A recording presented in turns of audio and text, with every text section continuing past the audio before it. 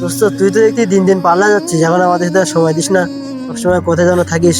না রে দোস্ত, এখন কাজ কামে চাপ আছে আর এমনি একটু ব্যস্ত থাকি এখন, এই জন্য সময় দিতে পারি না। কিছু মনে করিস না, ফোন দিয়েছি কে হবে না সময়। হ্যাঁ দোস্ত, আচ্ছা তুই ওইখানে দাঁড়া, আমি আসতেছি, এইখানে দাঁড়া।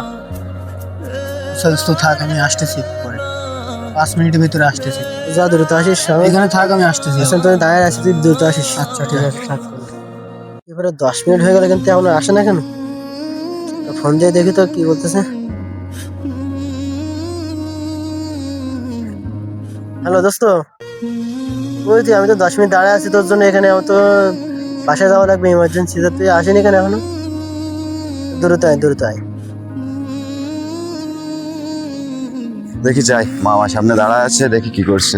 কিরে মামা, কেমন আছোস? ও ভালো আছি মামা, মনটা কিন্তু ভালো নেই। কেন মন খারাপ কেন? কি একা দাঁড়ায় আছো কেন? বন্ধু এদিনই দেখতেছি সময় দিচ্ছ না, সাথে এই মাত্র গেল একটু আগে, মনে করো যে সে তো দেখলাম যে ওই পাশে কার সাথে জানে কথা বলছে। আমার বলতেছে যে 5 মিনিট পরে আসতেছি, এখন 10 মিনিটই বেশি হয়ে গেছে কিন্তু এখন আসে না, ফোন দিন। যাক মামা, একটা কথা বলি, মন খারাপ করো না। লাইফে এমন বন্ধুর সাথে চলো না যে কথায় কথায় তোমার সাথে মিথ্যা কথা বলে। কথায় কথায় তোমার সাথে মিথ্যা কথা বলে, তুমি কষ্ট পাবে জেনেও সেই কাজটা তোমার সাথে বেশি করে করে। আর হচ্ছে তোমাকে অন্যের সাথে তুলনা করে, সে এমন কাজটা, এমন বন্ধু লাইফে রেখো না, কেমন?